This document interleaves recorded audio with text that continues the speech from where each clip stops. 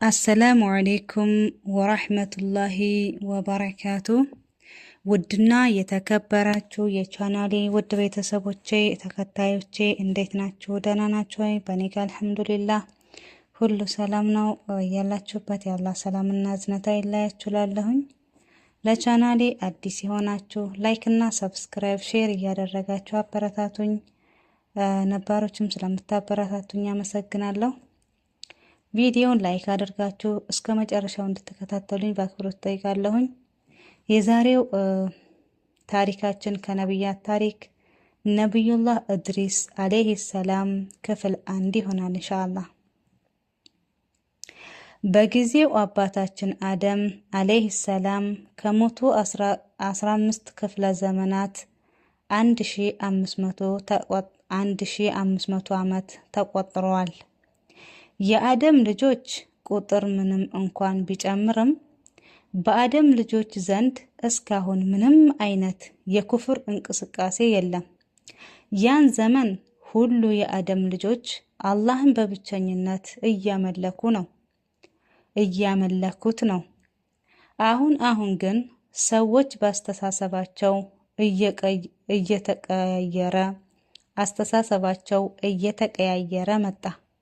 ትንሽ ትንሽ የሸይጣን ኮቴ ያንሸራተትባቸውም ጀምሯል። አሁን የዛሬው እንግዳዬ ላስተዋውቃችሁ ነቢዩላህ እድሪስ አለይሂ ሰላም ይባላሉ።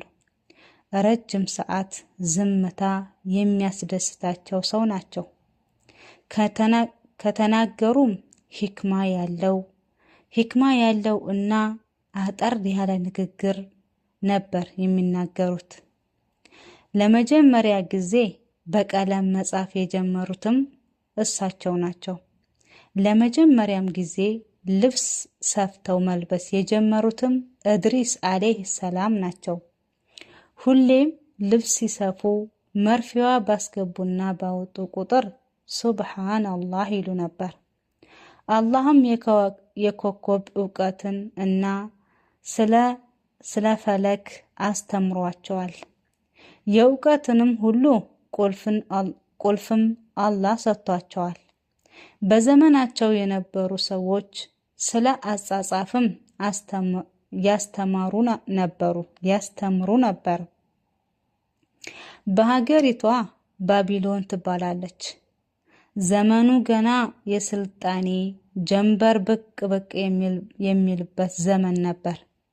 ከከተማዋ ህዝብ ለሽርክና ለፈሳድ ገና ፍሪሽ ስለሆኑ እድሪስ ከዚህ ተግባራቸው እንዲቆጠቡ ቢመክሯቸውም ጥቂት ሰዎች ሲቀሩ ሰው ሁሉ አሻፈረኝ ብሎ ጥመት ላይ መጽናትን መረጠ።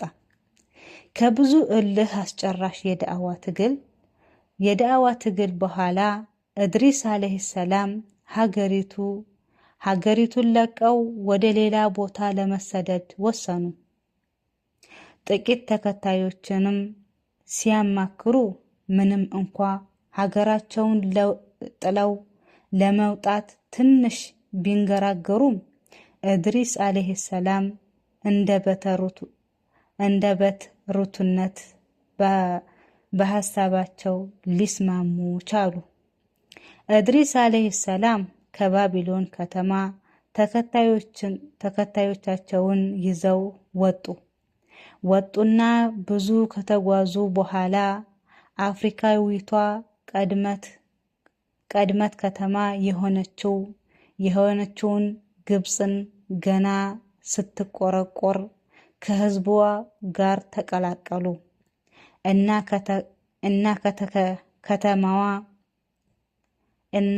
ገና ከተማዋ ከመግባታቸው ነበር ወደ አላህ እና ወደ መልካም ስነ ምግባር ዳዕዋ ማድረግ የጀመሩት። በዛም መሃል ወደ ሻም፣ ሱሪያ አካባቢ እና ወደ ፍልስጤን በመሄድ ሰዎችን ወደ አላህ ይጠሩ ነበር። ይሁን እንጂ ለመቀመጫነት ግን ግብፅን ነበር የመረጡት። እዛው ልጆቻቸውንም የተለያዩ ዲናዊ እና አኼራዊ ትምህርትን ይሰጡ ነበር። በእድሪስ አለይሂ ሰላም ዘመን ዓለም ላይ ያለው ቋንቋ ብዛት 72 ነበር። የፈለጉበት በመሄድ ዳዕዋ ያደርጉ ዘንድ አላህ ሁሉንም ቋንቋዎችን አሳውቋቸውም ነበር። እንዲህ እያሉ እድሪስ አለይሂ ሰላም እድሜያቸው 865 ደረሰ።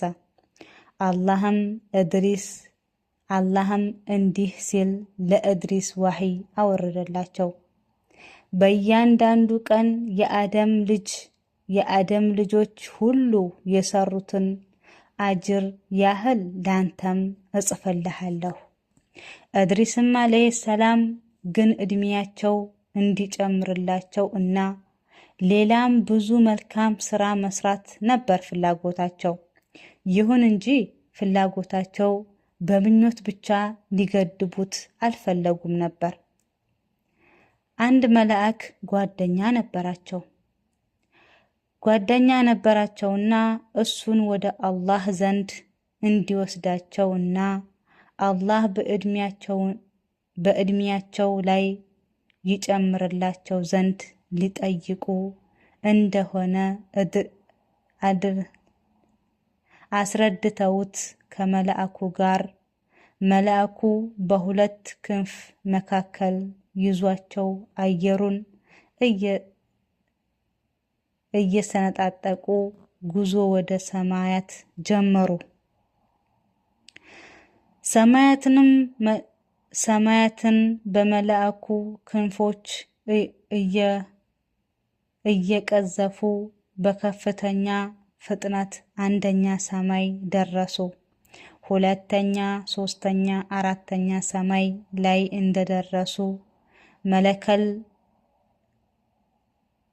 እንደደረሱ መለከል መውት ወደ ምድር እየተዝመዘገ